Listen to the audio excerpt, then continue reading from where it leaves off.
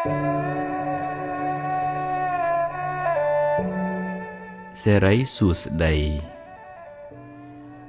មួម៉ៅច្រើនសេរីរត់ចេញរីករាយវិញសេរីរត់ចូលជាទូទៅយើងឲ្យតម្លៃសេរីសួស្តីទៅលើរឿងល្អរឿងសប្បាយមានលៀបមានជ័យជាដើមតែគួរចងចាំថាផលល្អទាំងនោះកើតឡើងអាស្រ័យហេតុល្អហេតុដែលជាកុសលដែលអ្នកខិតខំប្រព្រឹត្តធ្វើពីមុនមកហេតុនៃសេរីសួស្តីនោះមានដូចជាការសេពគប់ត្រូវការតស៊ូព្យាយាមក្នុងកិច្ចការងារដែលអ្នកធ្វើការរៀនសូត្របង្កើនចំណេះដឹងការចេះគួសមរស់រាយរាក់ទាក់ការចេះចែករំលែកដល់អ្នកលំបាកការចិញ្ចឹមមេត្តាបិតាសេចក្តីអត់ធន់ទឹកចិត្តមេត្តាទឹកចិត្តត្រជាក់ចិត្តធ្ងន់ចិត្តរស់រាយចិត្តឃ្លាវខ្លាជាដើមទាំងនោះគឺជាហេតុដើមនៃសេរីសួស្តី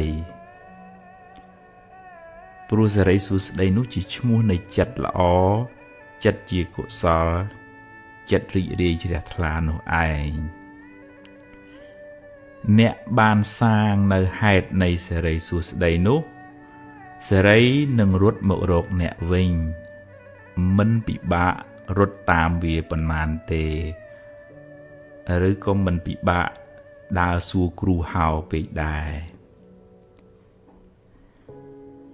រៀនរីករាយទទួលថ្ងៃថ្មីដោយចិត្តស្រស់ស្រាយ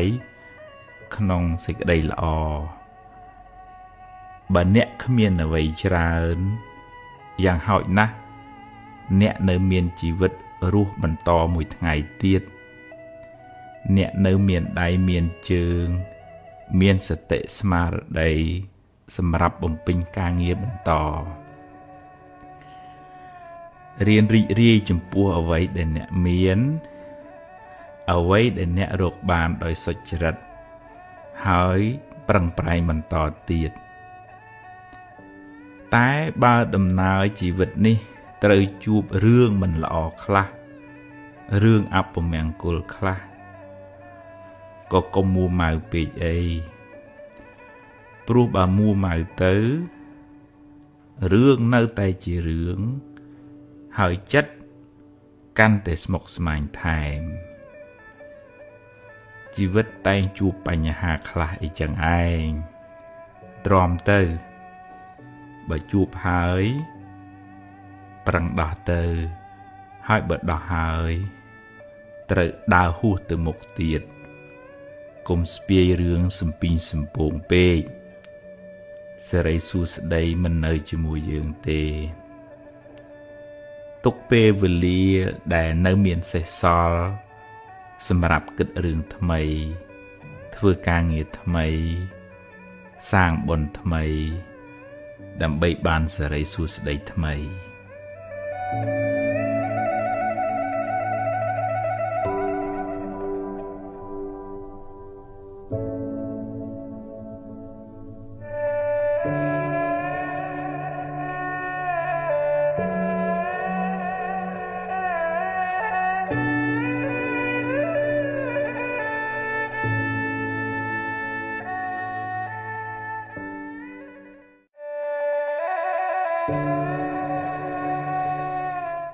មេរៀន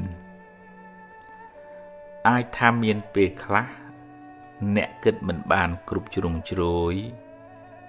ហើយក៏និយាយជ្រុលជ្រោះឬសម្រេចចិត្តខុស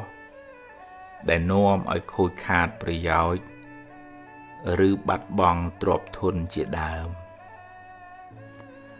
សូមកុំស្ដីបន្ទោសខ្លួនឯងច្រើនពេកអីដំណើរជីវិតតែងមានខុសខ្លះអីចឹងឯង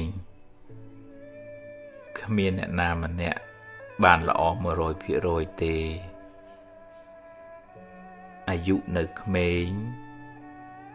ចិត្តគំនិតក៏នៅក្មេងខ្ចីធ្វើឲ្យអ្នកឆាប់ឆេវឆាវហើយគិតខ្លីវាជាដំណើរធម្មតានៃការវិវត្តផ្នែកខួរក្បាលនិងចិត្តគំនិតបើខុសឆ្គងសូមការអនុគ្រោះលើកលែងពីគេទៅកុំខ្មាស់អៀនអីរួចហើយងើបឡើងបន្តដំណើរទៅមុខទៀតផ្ដល់ឱកាសឲ្យខ្លួនឯងជាលើកទី2ក្មេងធ្លាប់ដួលរាប់សិបដងតម្រាំចេះដើរចាត់ទុកកំហុសខុសឆ្គងនិងបរាជ័យទាំងនោះថាជាមេរៀនជាបទពិសោធន៍សម្រាប់ការសម្រេចចិត្តឲ្យបានត្រឹមត្រូវនៅថ្ងៃក្រោយរឿងមិនល្អធ្វើឲ្យអ្នកឈឺចាប់តែវាជួយអ្នកឲ្យមើលឃើញបញ្ហាបានច្បាស់ជាងមុនស្គាល់មនុស្សបានប្រកបជាងមុនអង្គុលីមៀលផុងខ្លួនធ្វើខុសដើរសម្លាប់មនុស្សរាប់រយរាប់ពាន់នាក់តែចុងក្រោយបានតាំងចិត្តកែខ្លួនបួសជាបព្វជិតហើយបានត្រាស់ជាព្រះអរហន្តបានជាសាវកដ៏ឆ្នើមរបស់ព្រះពុទ្ធជាម្ចាស់ទៀតផងអ្នកបានធ្វើកំហុសពីមុនមកហើយចេះកែប្រែខ្លួនព្រះពុទ្ធជាម្ចាស់ទ្រង់សរសើរថាជាបណ្ឌិតជីវិតបានភ្លឺត្រចះត្រចង់ឧបមាដូចជាព្រះច័ន្ទបានចេញផុតពីពពកដូច្នោះឯង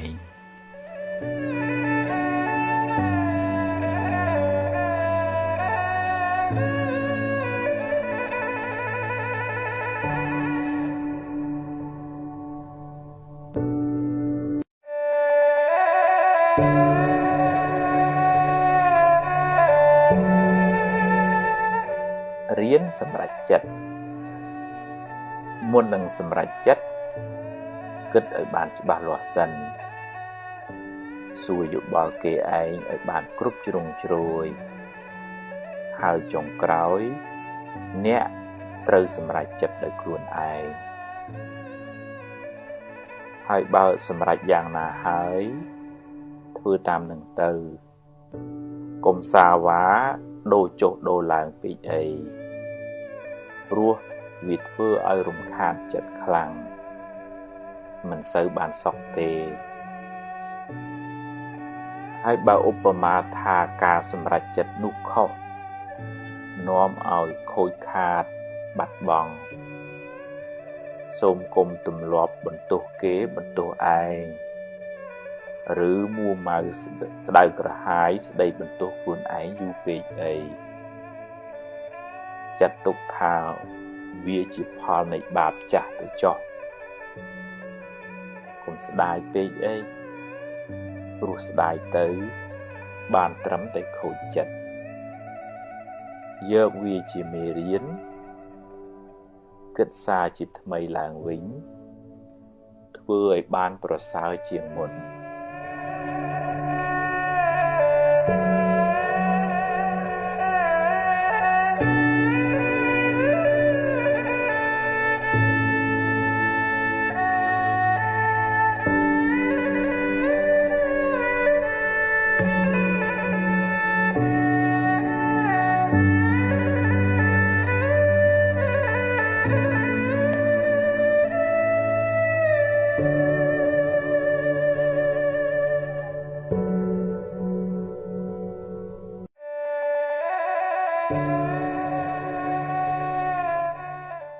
ហួសហើយអតីតកាលល្អក្តីមិនល្អក្តីបានកន្លងហួសទៅហើយទោះបីអ្នកស្ដាយប៉ុណ្ណាក៏ទាញមកវិញមិនបានដែរអនុញ្ញាតឲ្យវាប្រែប្រួលតាមដំណើរនៃធម្មជាតិរបស់វារឿងល្អ ជាផលនៃកម្មល្អដែលអ្នកបានសាងរឿងមិនល្អជាផលនៃអកុសលកម្មដែលអ្នកបានប្រព្រឹត្តពីមុនមកជីវិតរបស់មនុស្សម្នាក់ប្រព្រឹត្តទៅតាមកម្លាំងកម្មដែលខ្លួនបានធ្វើពីអតីតផងកម្មក្នុងពេលបច្ចុប្បន្នផងអ្នកមិនអាចរត់គេចពីផលនៃកម្មបានឡើយរឿងខ្លះកើតឡើងហួសពីការស្មានរបស់អ្នកហើយអ្នកគ្មានសមត្ថភាពទៅបង្គាប់បញ្ជារឿងខាងក្រៅបានទាំងស្រុងទេកម្លាំងអ្វីស្មើដោយកម្លាំងកម្មមិនមានឡើយណដ្ឋិកម្មੰសមੰពលំបើមានហេតុគ្រប់គ្រាន់រឿងនឹងកើតឡើងអ្វីមិនមែនជារឿងចៃដន្យទេបើអ្នកបានជួបរឿងមិនល្អហើយអ្នកកើតចិត្តមួម៉ៅក្តៅក្រហាយអ្នកបានបង្កើនទុក្ខនោះឲ្យមានទម្ងន់ទ្វេដងរឿងក៏អាក្រក់ចិត្តក៏មួម៉ៅទុក្ខទាំងកាយទុក្ខទាំងចិត្តណាស់ហើយចុះរឿងបានកន្លងផុតទៅហើយចាត់ទុកជាមេរៀនជាបទពិសោធន៍សម្រាប់ការសម្រេចចិត្តលើកក្រោយចាប់ផ្ដើមសារជាថ្មីគិតរឿងថ្មីនិយាយរឿងថ្មីធ្វើកិច្ចការងារថ្មីលទ្ធផលក៏បានថ្មីដែរអតីតកាលមិនមែនជាផ្ទះសម្រាប់អ្នកនៅទេវាគ្រាន់តែជាស្រមោលទេតើតែបើរឿងអតីតកាលនោះជារឿងល្អជារឿងបុណ្យកុសលអ្នកអាចចងចាំនិងរំលឹករំលើកដល់អំពើល្អនោះរឿយដើម្បីឲ្យចិត្តបានរីករាយម្ដងទៀតបានបុណ្យម្ដងទៀត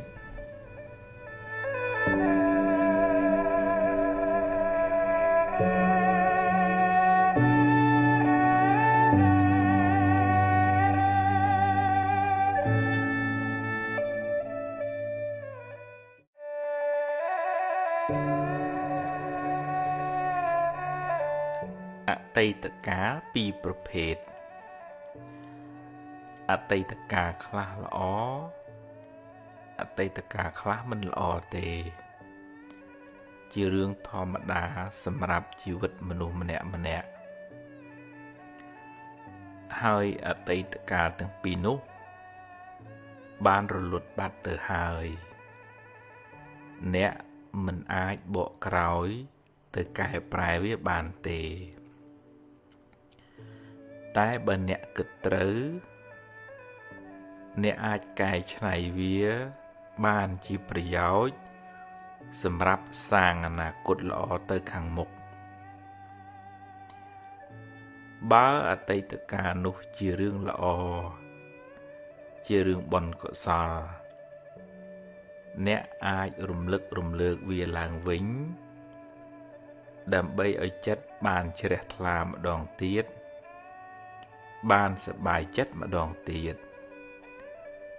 អ្នកក៏ឈ្មោះថាបានធ្វើបុណ្យម្ដងទៀតដែរដែលនៅក្នុងធម៌លោកហៅថាអបរចេតនាឧស្សាហ៍រំលឹកដល់ទានដែលអ្នកបានឲ្យដល់អំពើល្អដែលអ្នកបានសាងរំលឹកឲ្យបានរឿយចិត្តអ្នកបានចម្រើនដោយបុណ្យចម្រើនដោយភាពត្រជាក់ត្រជុំឧបមាដូចជាការចាក់ទឹកដាក់ជីដល់ដំណាំដែលអ្នកបានដាំដំណាំនោះនឹងផ្ដល់ផលកាន់តែច្រើនឡើងតែបើអតីតកាលនោះ ជារឿងមិនល្អជារឿងអកុសលចាត់ទុកថាវាជាផលបាបចាស់ទៅចោះយកវាជាមេរៀនជាមូលដ្ឋាននៃការប្រុងប្រយ័ត្នលើក្រោយហើយអនុញ្ញាតឲ្យវាកន្លងហួសទៅកុំស្ដាយអីព្រោះបើស្ដាយទៅក៏មិនអាចកែប្រែអ្វីបានដដែលហើយបើអ្នករំលឹករំលើកវាញឹកញាប់ពេកវាមានតែនាំឲ្យចិត្តអ្នកក្តៅក្រហាយប៉ុណ្ណោះ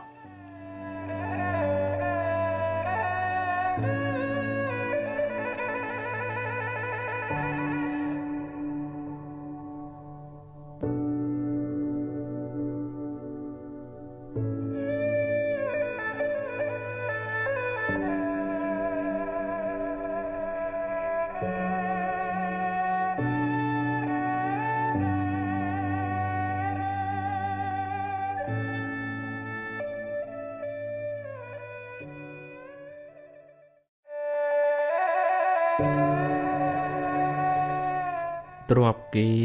ទ្រព្យយើងក្នុងដំណើរនៃវដ្តសង្សារនេះមិនដឹងថាយើងម្នាក់ជាប់ជំពាក់កម្មជាមួយអ្នកណាខ្លះធ្លាប់ធ្វើបាបធ្វើអាក្រក់ចងពៀជាមួយគ្នាពីជាតិណាមកទេកំហឹងគំនុំស្អប់ចងអាឃាតគ្នាឬបាបកម្មណាមួយសុទ្ធតែនាំឲ្យមានពៀវេរាកំណើតវិលវល់អន្ទូលទៅមកដល់ពេលណាមួយកម្មនោះនឹងវិលមករកអ្នកវិញពេលកម្មចាស់ឲ្យផលអ្នកក៏ត្រូវជួបរឿងមិនល្អព្រាត់ប្រាសឬខាតឡងចុងទៅអ្នកធ្វើបាបកម្មអាក្រក់តែម្ដងទេតែពេលកម្មឲ្យផលមិនមែនឲ្យតែម្ដងទេត្រូវឲ្យការគេថែមទៀតត្រូវទទួលផលកម្មនោះច្រើនដងឬច្រើនជាតិដោយសារចេតនាក្នុងការធ្វើកម្មនោះច្រើនដែរគឺចេតនាមុនពេលធ្វើលោកហៅថាបុព្វចេតនាចេតនាពេលកំពុងធ្វើលោកហៅថាមញ្ញនចេតនានិងចេតនាដែលអ្នកធ្វើឲ្យសប្បាយក្នុងការធ្វើបាបនោះលោកហៅថាអបរចេតនាពេលធ្វើអាក្រក់អ្នកខ្លះសប្បាយណាស់ព្រោះវានាំឲ្យបានទ្រព្យធនបានលៀបបានយសឬឈ្នះគេដោយទង្វើអាក្រក់របស់ខ្លួនតែកុំភ្លេចថាការធ្វើបាបនោះមានឧបមាដូចជាការផឹកទឹកឃ្មុំដែលលាយដោយថ្នាំពិសដូច្នោះឯងឆ្ងាញ់ពីដំបូងតែចុងក្រោយត្រូវពុលស្លាប់យ៉ាងណាមិញទ្រព្យរកដោយការបៀតបៀនអ្នកដទៃជាទ្រព្យក្តៅក្រហាយជាទ្រព្យមានពៀមិនសុខកាយមិនសុខចិត្តឡើយហើយជាប់ពៀវរាវែងឆ្ងាយក្នុងជីវិតបច្ចុប្បន្ននេះផងក្នុងអនាគតជាតិផងបាបកម្មនោះនឹងតាមលងបន្លាចអ្នករហូតដល់ថ្ងៃស្លាប់យើងគ្រប់គ្នាគួរខ្លាចបាបខ្លាចអំពើអាក្រក់មិនគួរចាញ់បោកវា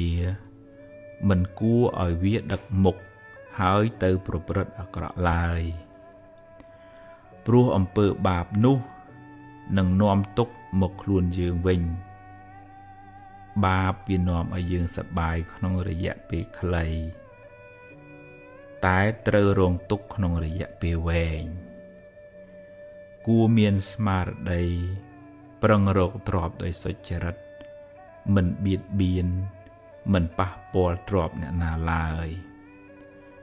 បានតិចបានច្រើនជាទ្រព្យត្រជាក់ជាទ្រព្យពរជ័យអ្នករស់នៅដោយសេចក្តីសុខមិនផិតភ័យមិនតក់ស្លុតក្នុងចិត្តឡើយព្រោះគ្មានអំពើបាបមកតាមលងបន្លាចអ្នក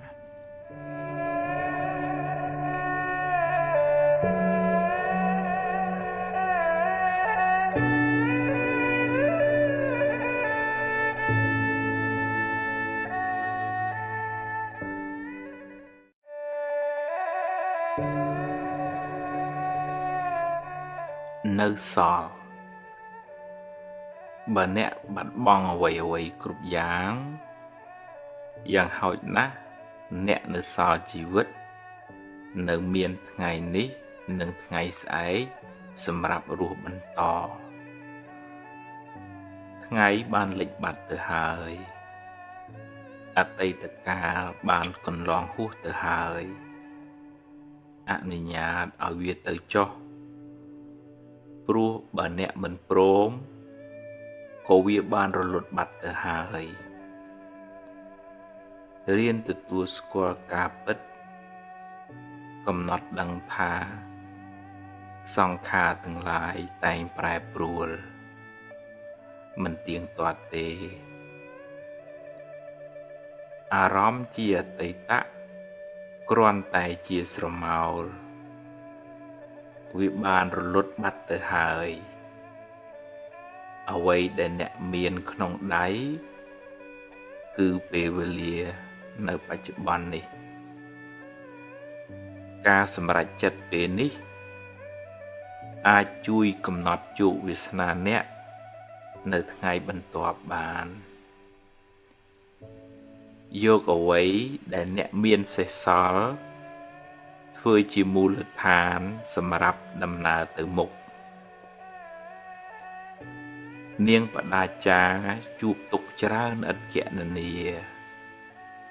ម្ដាយឪពុកបងប្អូនស្វាមីនិងកូនទាំងពីរជាទីស្រឡាញ់បានស្លាប់ទាំងអស់តែនាងនៅអាចងើបឈរហើយបន្តដំណើរទៅមុខទៀតរហូតបានត្រាស់ជាព្រះអរហន្តីជាសាវិកាដ៏ឆ្នើមរបស់ព្រះពុទ្ធជាម្ចាស់អ្នកប្រហែលជាមិនកំសត់ដូចនាងបដាចាទេអ្នកពិតជាអាចងើបមុខឡើងហើយសាងអនាគតថ្មីក្នុងផ្លូវត្រូវផ្លូវបុណ្យកុសលជីវិតអ្នកនឹងបានភ្លឺថ្លាបើអ្នកសម្រេចចិត្តចាប់ផ្ដើមធ្វើល្អពីថ្ងៃនេះតទៅ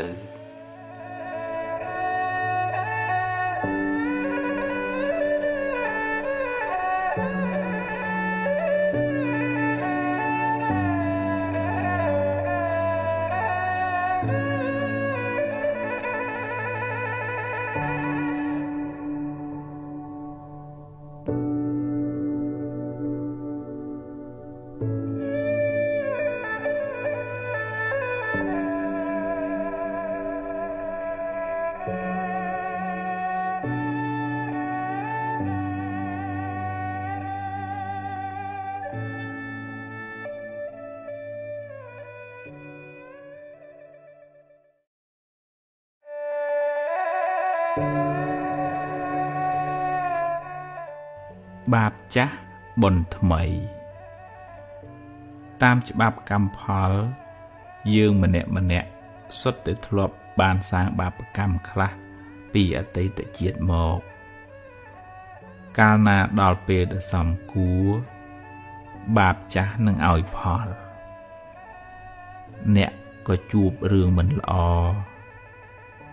ជួបប្រទះនៅបញ្ហាឬមុខរបរត្រូវខាតបង់ទៅកម្មប្រៀបបានដូចជាស្រមោលអន្ទូលតាមប្រាណតែងជាប់តាមបុគ្គលអ្នកប្រព្រឹត្តនោះទៅក្នុងជាតិកំណើតតទៅ ទោះបីខំរត់ទៅណាក៏មិនអាចរត់ផុតពីកម្លាំងកម្មដែរសូម្បីតែព្រះពុទ្ធក៏មានបាបតាមឲ្យផលដែរអ្នកធ្លាប់បៀតបៀនជីវិតគេពីអតីតជាតិមកកើតមកក្នុងជាតិនេះក៏សម្បូរជំងឺហើយអាយុមិនវែងទេអ្នកធ្លាប់កឹបកេងទ្រព្យគេនាំឲ្យរកស៊ីមិនឡើងឬខាតលងចុងឬត្រូវបាត់បង់ភ្លើងឆេះទឹកលិចទៅចំណែកអ្នកដែលចូលចិត្តច្រណែននិន្ទាអ្នកដទៃកើតមកជាតិណាច្រើនមានគេស្អប់ទៅណាមកណាខ្សត់មិត្តសម្បូរសត្រូវរីឯអ្នកចូលចិត្តខឹងមួម៉ៅច្រើនកើតមកមានរូបមិនស្អាតមុខមិនស្រស់ដូចគេតែគួរចងចាំថារឿងមិនល្អជាផលនៃបាបចាស់រីឯភាពមួម៉ៅក្តៅក្រហាយជាបាបថ្មីដែលធ្វើឲ្យរឿងកាន់តែអាក្រក់ឡើងផលកម្មចាស់គ្មានអ្នកណារត់គេចបានទេតែអ្នកអាចសាងកម្មថ្មីកម្មល្អដែលនាំឲ្យជីវិតបានប្រសើរឡើងវិញជោគវាសនាជីវិតអ្នកមិនពឹងផ្អែកទាំងស្រុងទៅលើកម្មចាស់ទេតែកម្មថ្មីកម្មបច្ចុប្បន្នមានឥទ្ធិពលខ្លាំងលើខ្សែជីវិតអ្នកបើអ្នកជួបរឿងមិនល្អចាត់ទុកថាជាផលនៃកម្មចាស់ទៅចុះខំប្រឹងដោះស្រាយហើយបើដោះហើយងើបឡើងដើរទៅមុខទៀតសូមកុំស្ពាយផលកម្មចាស់នោះតាមខ្លួនយូរពេកធ្ងន់ណាស់បើវាឲ្យផលម្ដងហើយឲ្យវាកន្លងផុតទៅបើអ្នកមួម៉ៅនឹងវានឹងឧស្សាហ៍មករកអ្នកវិញមិនខាន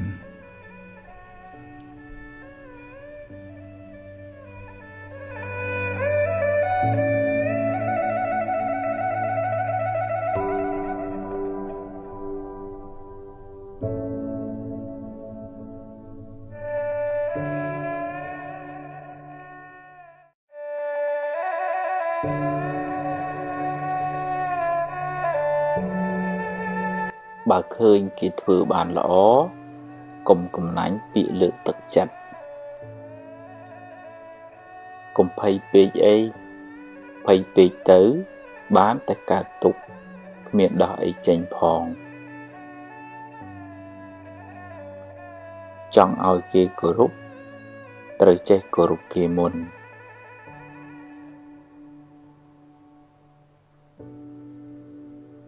កុំសូវនិយាយរឿងមួម៉ៅពេក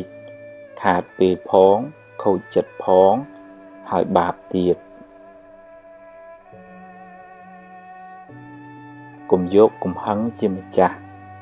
ត្រូវធ្វើជាម្ចាស់កំហឹងវិញ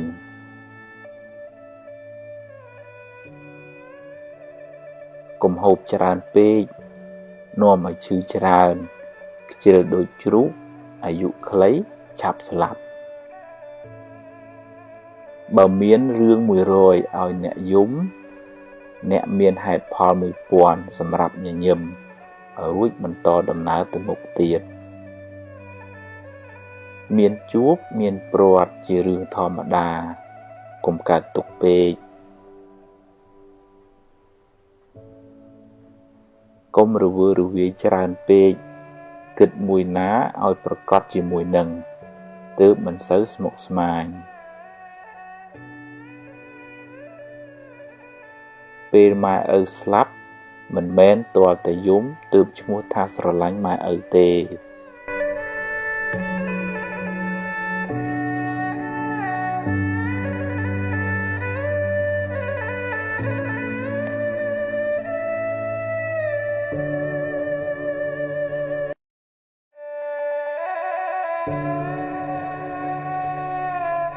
បើចង់សុខកុំចង់ឲ្យអ្វីបានដូចចិត្តអ្នកគ្រប់រឿងឡើយរៀនព្រមខ្លះទៅទំនិញអាចរកទិញបានតែពេលវេលាទិញមិនបានទេរៀនប្រើវាឲ្យបានប្រយោជន៍ច្រើនសន្សំទ្រព្យផងសន្សំធម៌ផងទើបជីវិតបានសុខច្រើនកុំប្រៀបធៀបជាមួយគេអីខ្សែជីវិតម្នាក់មិនដូចគ្នាទេ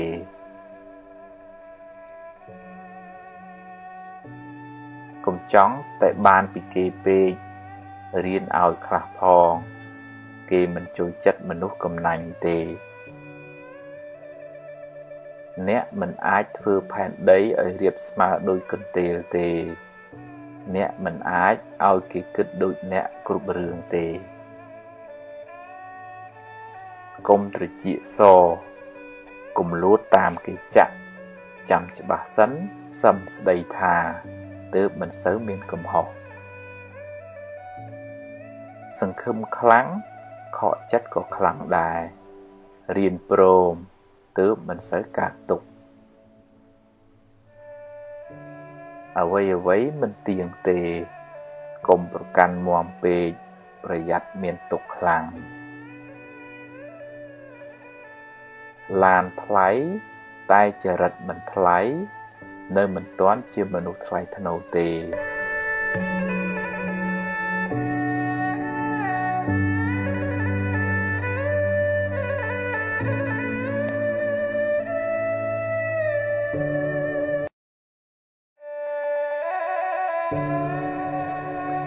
យកឈ្នះកំហឹងក្នុងចិត្តអ្នកប្រសើរជាងឈ្នះគេដោយកំហឹង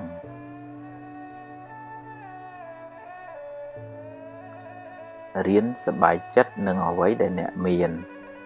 អ្នកនឹងមិនសូវកើតទុក្ខពេកទេ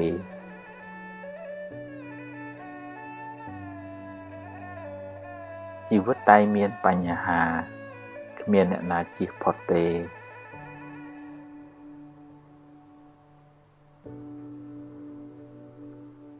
ធ្វើទានជួយសង្គ្រោះអ្នកដទៃបានបុណ្យផងបានការស្រឡាញ់រាប់អានផងដាំពូជជាអ្នកមានទ្រព្យសម្បត្តិច្រើនផងទម្លាប់ចិត្តឲ្យគិតរឿងល្អរឿងត្រូវជីវិតមិនសូវមានទុក្ខទេផ្ទះជាជំរកកាយគុណធម៌ទាំងឡាយជាជំរកចិត្ត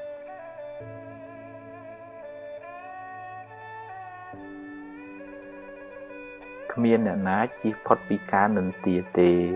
សូម្បីតែព្រះពុទ្ធកុំសូវយកពាក្យគេមកបំផ្លាញសេចក្តីសុខក្នុងចិត្តអ្នកឡើយគុណធម៌នាំមកនៅភាពត្រជាក់ត្រជុំសម្រាប់ខ្លួនអ្នកនិងអ្នកជុំវិញខ្លួនកុំមួម៉ៅនឹងរឿងដែលអ្នកធ្វើមិនកើតអីប្រឹងធ្វើរឿងណាដែលអ្នកអាចធ្វើបានរកទ្រព្យរកវិជ្ជាកុំភ្លេចរកមេរៀនអប់រំចិត្តផងទើបរស់នៅបានសុខ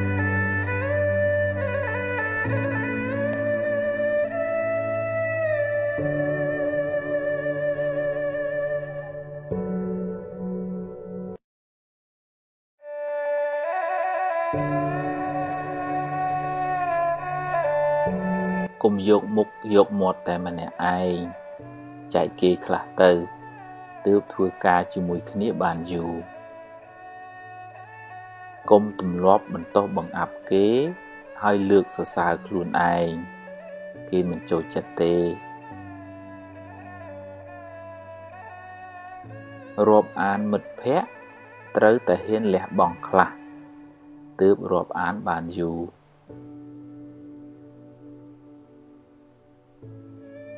សម្រាប់កំហឹងចោលទើបរស់នៅបានសុខ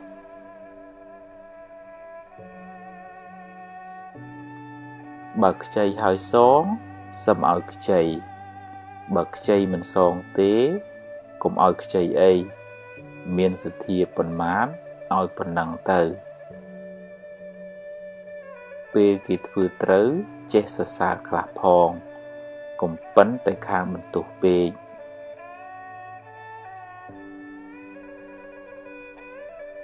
ទំនុកបំរុងឪពុកម្ដាយអ្នកឲ្យអស់ពីចិត្តទៅកុំចាំពេលគាត់ស្លាប់បានយំមិនប្រសើរទេចេះទទួលខុសខ្លះផងកុំប៉ិនតែខាងចង្អុលមុខគេពេកគេមិនចង់ធ្វើការជាមួយទេវាសនាមនុស្សមិនដូចគ្នាទេគេមិនដូចយើងយើងមិនដូចគេកុំប្រៀបធៀបគ្នាអីទម្លាប់អានស្ដាប់មេរៀនអប់រំចិត្តឲ្យបានច្រើនទើបជីវិតបានសុខ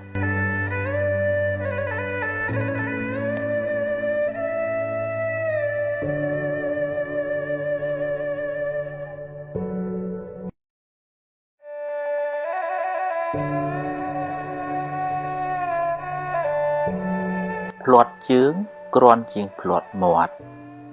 ត្រូវប្រយ័ត្នប្រយែងពេលនិយាយស្ដីស្ដាប់ឲ្យបានច្រើនជាងនិយាយអ្នកនឹងបានចម្រើនដោយចំណេះដឹង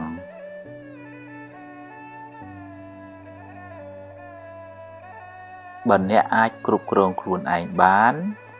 មិនយូរទេអ្នកនឹងអាចគ្រប់គ្រងគេបានមិនខានរូបស្អាតតែកិរិយាមារយាទមិនល្អមានអីប្រសើរទៅ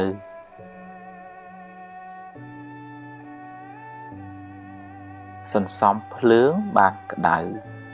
សន្សំខឹងបានទុក្ខសន្សំធម៌បានត្រជាក់ចិត្តស្រឡាញ់រាប់អានមនុស្សគ្រប់គ្នាតែមិនអាចទុកចិត្តគ្រប់គ្នាបានទេ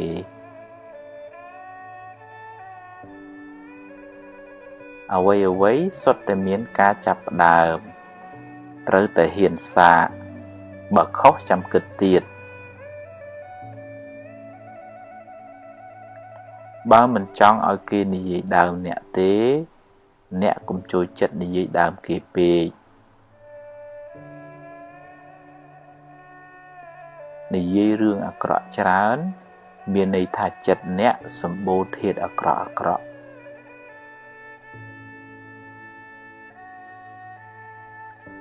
សង្ឃឹមខ្លាំងខកចិត្តក៏ខ្លាំងដែរសង្ឃឹមចុះតែបើបានប៉ុណ្ណាក៏ព្រមតាមប៉ុណ្ណឹងទៅ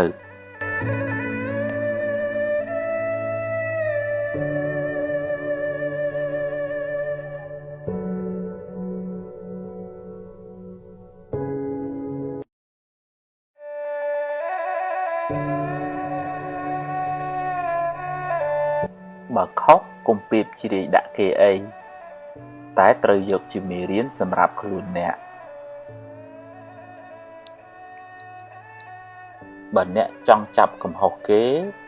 អ្នកនឹងរកបានដោយងាយតែវាមិនមែនជាកិច្ចការចាំបាច់របស់អ្នកទេមនុស្សមានអំណត់ជាមនុស្សមានអំណាចមិនសូវមានកំហុសហើយអាចដឹកនាំគេបានទៀត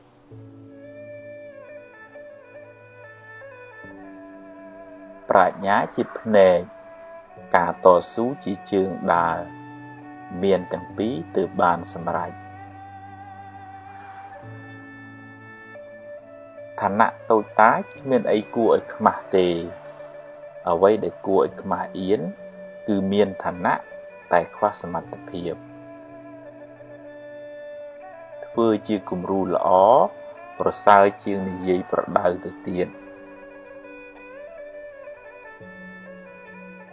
ឈ្នះធាតុអាក្រក់ក្នុងចិត្តអ្នកនឹងបានសុខច្រើនបើគ្រប់គ្រងគេត្រូវមានទាំងអំណាចដេជះ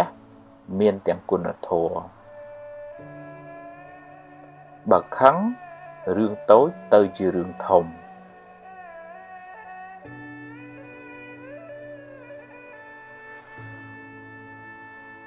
មានទ្រព្យតែចិត្តមួម៉ៅច្រើនក៏មិនសូវបានសុខដែរ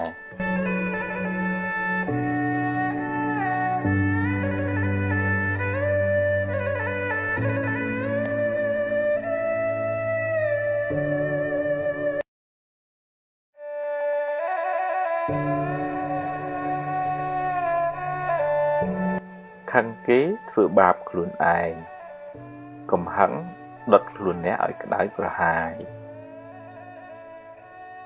មានអ្នករឹងត្អឹងបិទទ្វារការរីកចម្រើន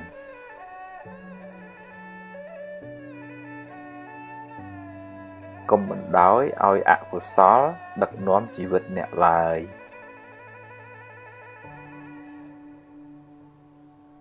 ក្តៅកាយទៅរកទឹកក្តៅចិត្តទៅរកធម៌អន់ចិត្តខឹងចរណែនស្ដាយភ័យជាមេរោគបំផ្លាញសេចក្តីសុខក្នុងចិត្តអ្នកកុំបង្កើតរឿងដែលមិនទាន់កើតឡើងហើយដេកកើតទុកឡើយ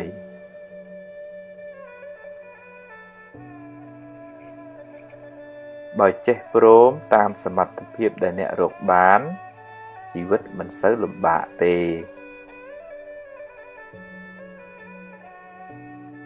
តាមដានចិត្តអ្នកជានិច្ចកុំបណ្ដោយឲ្យវាគិតរឿងអត់ប្រយោជន៍ច្រើនពេកមនុស្សទន់ខ្សោយចាញ់ពាក្យបញ្ជោ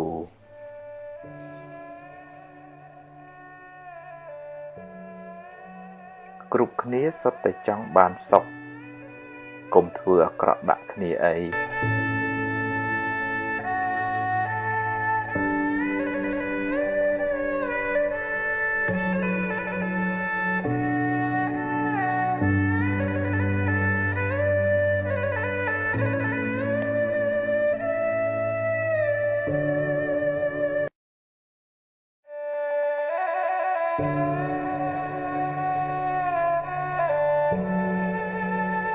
កុំគ្រាន់តែចង់អួតគេ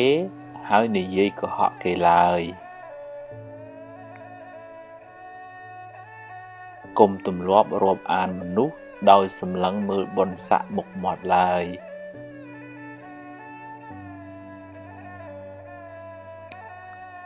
ឆ្លោះច្រើនស្អប់ច្រើនល្បិចច្រើនអន្តរាយច្រើនទុក្ខក៏ច្រើនដែរពេលចំណេញកុំប្រមាទពេលខាតកុំមួម៉ៅពេកវាជារឿងធម្មតានៃជីវិតទេអ្នកធំត្រូវតែចេះទ្រាំនឹងពាក្យនិន្ទាកូនចៅមិនចេះតែស្រឡាញ់យើងគ្រប់គ្នាទេ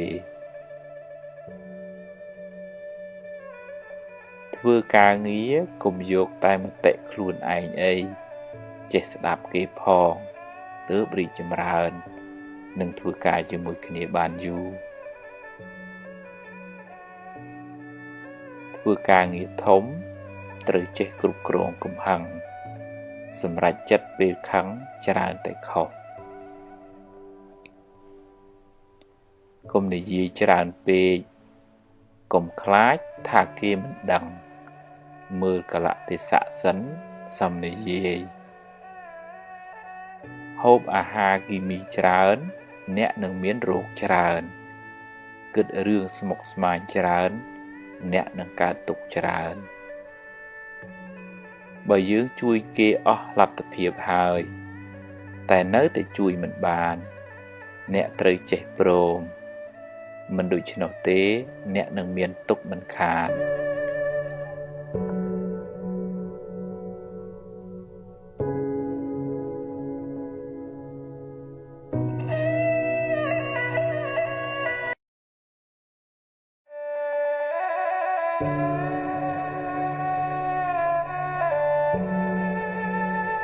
បើពូកែចរណែននឹងទាគ្នាការងារមិនចម្រើនទេបើគេខឹងអ្នកហើយអ្នកខឹងគេវិញឧបមាដូចបាចលាមកដាក់គ្នារកទ្រព្យនិងរៀនធម៌ត្រូវទៅព្រមគ្នាទើបជីវិតមិនសូវក្តៅក្រហាយធ្វើតែអត់និយាយប្រសើរជាងនិយាយតែអត់ធ្វើ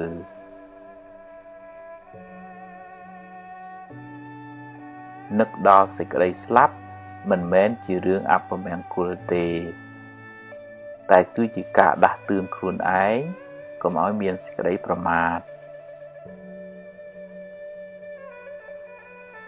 អ្នកដែលពូកែទ្រាំនឹងការលំបាកនឹងទទួលបានជោគជ័យធំដុំ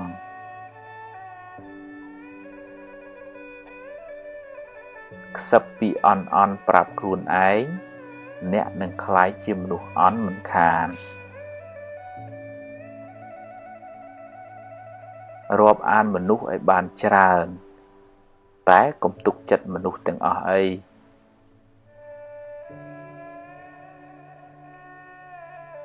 ការចេះដឹងគុណជាលក្ខណៈរបស់មនុស្សល្អ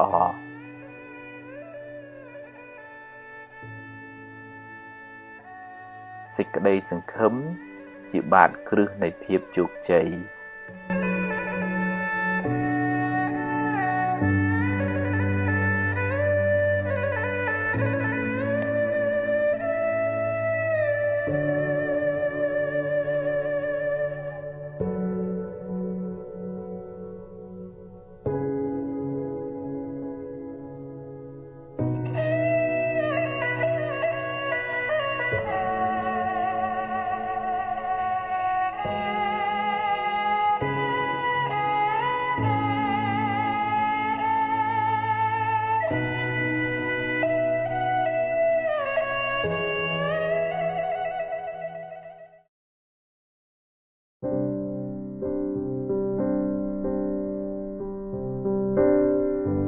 តាមមួយថ្ងៃ24ម៉ោងវាមានពេលថ្ងៃរះវាមានពេលថ្ងៃលិចហើយយប់ទាំងទៅហើយព្រលឹមឡើងក៏វិលមកវិញមកជីវិតរបស់យើងហ្នឹងវាអញ្ចឹងដែរវាមានពេលខ្លះជួបរឿងល្អទៅហើយវាមានពេលខ្លះជួបរឿងមិនល្អទៅបើក្នុងពេលថ្ងៃយើងផឹងប្រែងប្រកបមុខរបររស់ស៊ីទៅប៉ុន្តែពេលយប់យើងដេកទៅសម្រាកខ្លួនទៅយ៉ាងណាក្នុងជីវិតហ្នឹងយើងត្រូវតែហ៊ានទទួលយកការពិតទាំងសងខាងទាំងរឿងល្អទាំងរឿងមិនល្អទាំងចំណេញទាំងខាតទាំងសរសើរទាំងនន្ទាទាំងជាទាំងឈឺទាំងជួបទាំងព្រាត់វាជាធម្មជាតិដែលគ្មានពីណាអាចជៀសផុតបានទេស្ដេចផែនដីមន្ត្រីសូម្បីតែព្រះពុទ្ធផ្ទាល់ព្រះអង្គហ្នឹងក៏ព្រះអង្គនៅតែជួបរឿងអញ្ចឹងប៉ុន្តែរឿងអញ្ចឹងនៅតែជួបប៉ុន្តែព្រះអង្គមិនមួម៉ៅក្តៅក្រហាយពិបាកចិត្តនឹងរឿងទាំងអស់ហ្នឹងឯងពីព្រោះរឿងទាំងអស់ហ្នឹងវាជារឿងធម្មជាតិហើយបើយើងប្រឆាំងនឹងធម្មជាតិហ្នឹងយើងពិបាកវិញឯងឧទាហរណ៍ថាបើយើងដេកយំខាត់ថ្ងៃថាថ្ងៃអីកុំលិចងងឹតអីកុំមកខ្ញុំអត់ចង់ឲ្យអ្នកមកទេសូម្បីតែយើងដេកកើតទុកយំរូងភ្នែកទៅទៀតក៏វាយប់វានៅតែមកថ្ងៃវានៅតែលិចចឹងអញ្ចឹងតើតែយើងមានបញ្ញាមួយហ៊ានទទួលយកការពិតនៃជីវិតចឹងរឿងល្អគឺយើងរីករាយជាមួយរឿងមិនល្អយើងចាត់ទុកថាជាឱកាសមួយដែលអភិវឌ្ឍសមត្ថភាពតទល់នឹងរឿងរ៉ាវទាំងអស់ហ្នឹងហើយ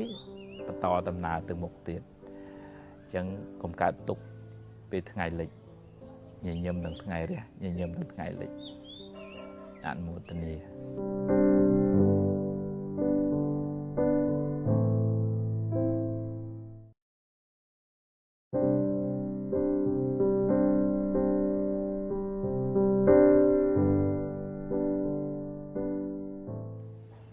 សម័យណាក៏មនុស្សមានទុកដែរ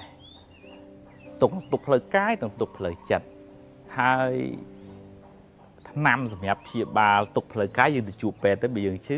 ប៉ុន្តែបើយើងឈឺចិត្តត្រូវស្វែងរកធម៌មកអប់រំអញ្ចឹងធម៌ហ្នឹងអត់ហួសសម័យទេពីព្រោះសម័យណាក៏មនុស្សឈឺចិត្តហើយវ័យណាក៏ចេះពិបាកចិត្តដែរទាំងក្មេងទូចទាំងធំទាំងចាស់ដល់ពេលស្លាប់ហ្នឹងក៏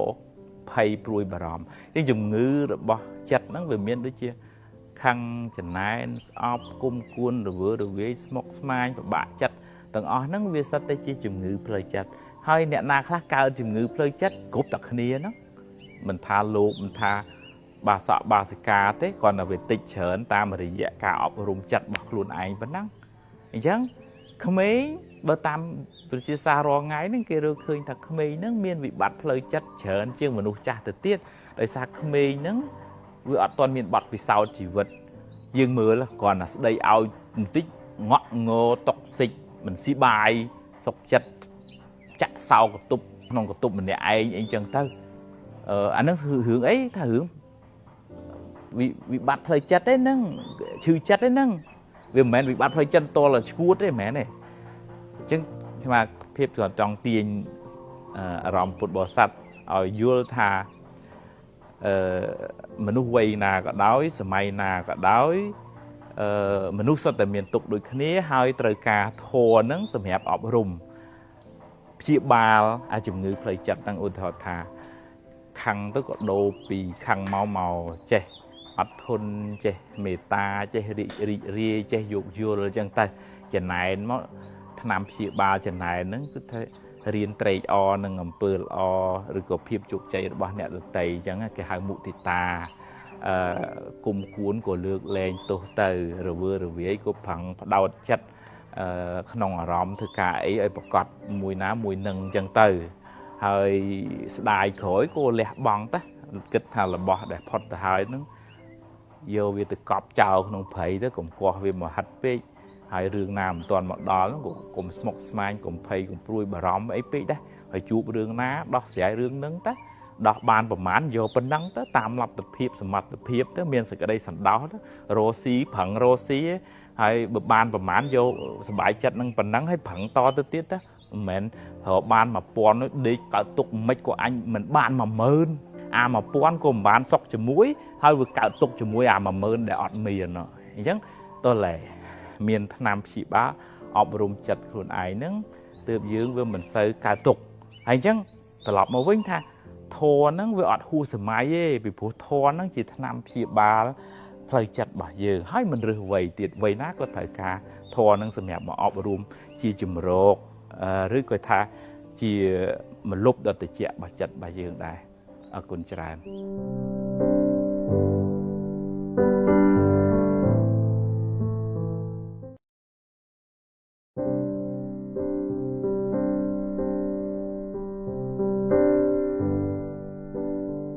dương nó miền tục phía trên một phát cứ đời xa mình che cục rong chất miền sầm mặt phía cục rong chất khuôn ai càng nghe sầm khăn một phát đầm bay ban sọc đông rum mình nia sẽ cái đây sọc nông chỉ vật nó chạm bách mình nè thở tá riêng làm pi vị thi ọp rum chất cứ cả chầm ráo nơi smart đấy hay smart đấy nó tam đàn chất smart đấy nó khai từ chi ong cà rẹ khai từ chi cameraสวัสดิภาพกาเปียจัดใครตัวจีองตีโกเธอไม่กลุ่มเอาเมรูกนั้นเวียนมาไวลุกจัดยืงบานเงียไปสมาร์ทได้เดย์เตยจำรานั้นวันตัวละตามดานจัดนั่งไปจัดนั่งดาในขนมเพลย์อเมียนกุนโทจังเตยยืงสบายโอ้จัดอันละปัญหาอุตหะถ้าเบอร์จัดนั่งเวียจับดามจันนายเวียจับดามkhăn vì chập đàm on chất nâng smart đấy nâng phèp ta ô chất ảnh đài không play khó hai thời tiên từ lọp mà vì Obama đôi chỉ thấy dưỡng đặt cô ở si tam thư xẻ chứ nghe hay cô nâng việc khôi nè ta dương click vì từ si sụt tung này tại vì si sụt tung mà cha cô nâng thời tiên cô cũng ở si sụt tung kia tiên cũng ở việc khôi cho nó chất dương nâng việc khôi nè về tí tí tư on chất tí tí tư chẳng này tí tí tư mình sẽ bay chất cho môi nè ní cho môi nè nu chẳng tờ hay đấy chẳng to là pe na chất năng vì mình là o nắng miền mà đấy đằng thao chất ảnh đào rất là khó hại bởi vậy bị bạo làn với khơi phương stop của họ mà hay bởi dương bạo tự đang ngơ nó bạo trong cắt stop của họ nó của thằng thằng dưới của thằng thằng kỳ vấn đề bởi dương miền mà đấy đó stop của họ dương choán dương ở miền của thằng kia của ở miền của thằng nàyอย่างนั้นอาจจะแน่นสอบอัลเวอร์เวียอาจจะบาดเจ็บนั่งชีพลึงหอมสมาร์ทได้นั่งแผลทาตือมุกทิศขูดหนายังตามด่านจัดประการสมาร์ทได้เบอร์หนึ่งขนมทั่วโลกหาทาสุตประทานทาให้จิตติตังในการจำเริญสเตะคือสมาร์ทได้นั่งให้ตามด่านต่างเดย์ต่างดาวต่างโชงกุยต่างโฮปต่างจอกต่างโจปตุบตักต่างเธอไอ้ดิยี่ได้ใกล้ไปใกล้นั่งเมียนสมาได้ให้จัดกันไอ้นั่งก็เมียนสมาได้เตยจมูกอันนั่งตืบยืงต តាមដានចិត្តនឹងបានមុំតំវាហាក់ដូចជាថាយើងបានថែរក្សាកូនបានល្អអញ្ចឹងអញ្ចឹងកូននឹងវាអត់ខូចទេប៉ុន្តែបើយើងមិនបានថែកូនឲ្យបានល្អកូននឹងខូចវេទនាឪពុកម្ដាយយ៉ាងណាចិត្តរបស់យើងតែយើងមិនបានថែទេចិត្តរបស់យើងវាខូចហើយអ្នកកើតទុកគឺខ្លួនយើងនឹងឯងអញ្ចឹងត្រូវចម្រើនស្មារតីដើម្បីគ្រប់គ្រងចិត្តឲ្យបានហើយយើងមិនសូវកើតទុកអរគុណច្រើន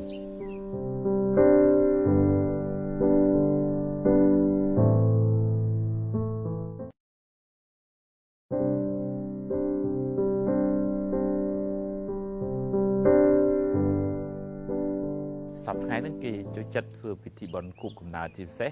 យុវវ័យនិងក្មេងទូចបើខ្ញុំកណ្ដាលថាភាពចង់ឲ្យបានធ្វើបុណ្យខួបកំណើតហ្នឹងជាប្រយោជន៍សម្រាប់ខ្លួនឯងផងសម្រាប់អ្នកបង្កើតយើងផងយើងធ្វើបុណ្យខួបកំណើតមិនមែនគ្រាន់តែជួបជុំគ្នាហៅមិត្តភ័ក្តិបងប្អូនជប់លៀងផឹកស៊ីអំពូលទុកដល់ម៉ែឪរើសបកដកសបកកំប៉ុងវិយាថ្ងៃបុណ្យខួបកំណើតយើងឯងយើងគួរតែរៀបចំស្អីមួយបង្ហាញអំពីសេចក្តីស្រឡាញ់ការលះបង់របស់មេដាបេដាជាពិសេសមេដាដែលថាថ្ងៃឆ្លងទលេជាថ្ងៃដែលគាត់មានគ្រោះថ្នាក់សឹងតែអស់ជីវិតដើម្បីបានយើងមានជីវិតហ្នឹងគាត់ហ៊ានលះបង់អញ្ចឹងថ្ងៃហ្នឹងត្រូវកូននឹងរៀបចំស្អីបើមិនទាន់មានថវិកាលុយកាក់អីជូនមេដាបេដាក៏គង់នឹងមានសម្បត្តិថ្លៃអំណរគុណមួយក៏គង់មានផ្កាមួយបាច់ទៅដល់ថ្វាយបង្គំមេដាបេដាដោយសេចក្តីគោរពអោនលំទោនមិនអៀនមិនខ្មាស់ហើយនិយាយថាកូនសូមអរគុណលោកឪពុកអ្នកម្ដាយជាពិសេសអ្នកម្ដាយដែលបានផ្ដល់កំណើតដល់កូនហើយរងទុក្ខលំបាកប៉ុណ្ណាក៏ដោយគឺថាដើម្បីចិញ្ចឹមបីបាច់ថែរក្សាខ្លួនរហូតមកដល់ធំប៉ុណ្ណេះអាហ្នឹងវាមានន័យប្រសើរខ្ពង់ខ្ពស់ជាងគ្រាន់តែរាំគ្រាន់តែច្រៀងគ្រាន់តែផ្លុំនំខេកហ្នឹងវាល្អហើយដែលយើងបានកើតមកជាមនុស្សប៉ុន្តែបើគ្រាន់តែកើតជាមនុស្សហើយមិនបានបំពេញអ្វីដែលជាប្រយោជន៍អ្វីដែលជាខ្លឹមសារអ្វីដែលជាចំណេះដឹងជាគុណធម៌សម្រាប់ជីវិតខ្លួនយើងនឹងរស់នៅប្រហែល100ឆ្នាំក៏វាអត់មានប្រយោជន៍ដែរបើមិនជាយើងមូម៉ៅក្តៅកាហាយពិបាកចិត្តធ្វើទុកបុកម្នេញធ្វើឲ្យអ្នកដតីក្តៅកាហាយដោយសារយើងរស់នៅ200ឆ្នាំក៏អត់មានន័យដែរពុទ្ធលោកមិនសរសើរពុទ្ធលោកសរសើរមនុស្សសំបីរស់បានតែមួយថ្ងៃឬក៏មួយខណៈក៏ដោយប៉ុន្តែចិត្តនឹងវាត្រជាក់ចិត្តនឹងវាស្ងប់ចិត្តនឹងវាល្អយើងក៏បានសុខហើយផ្សព្វផ្សាយសេចក្តីសុខនឹងដល់អ្នកដតីអញ្ចឹងបើយើងធ្វើពិធីបុណ្យខួបកំណើតកុំភ្លេចអ្នកបង្កើតយើងជាពិសេសគឺម្ដាយរបស់យើងត្រូវធ្វើអីជាកិច្ចតបស្នងសងគុណចំពោះគាត់គោរពដឹងគុណគាត់ថ្វាយបង្គំគាត់សេសបុត្រអរគុណគាត់ជូនបាច់ផ្កាគាត់អត់មានខ្មាស់អៀននោះគឺថាថ្វាយបង្គំដល់បាតជើងអរគុណនិយាយចេញជាសម្ដីមកហើយថ្ងៃហ្នឹងក៏អាចធ្វើជាឱកាសមួយទិញសភៅទិញប៊ិចដល់ក្មេងក្រីក្រពិបាកឬក៏ទិញអង្គជូនអ្នកអត់បាយអត់ទឹកចឹងទៅអញ្ចឹងយើងបានសាងអំពើល្អថ្ងៃដែលយើងកើតហ្នឹងជាទុនមួយដ៏ប្រសើរសម្រាប់ទៅថ្ងៃខាងមុខទៀតសម្រាប់ជាតិមុខទៀតអញ្ចឹងសូមផ្ដាំពាក្យចុងក្រោយគឺថាបើធ្វើបុណ្យខួបកំណើតកុំភ្លេចអ្នកបង្កើតខ្លួនយើងមកអនុមោទនា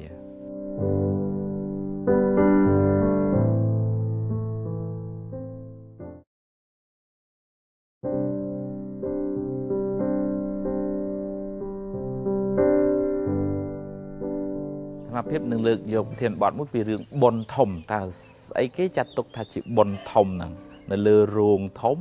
នៅលើភ្ញៀវច្រើននៅលើមានអ្នកធំអ្នកទូចចូលរួមច្រើនឬក៏នៅលើ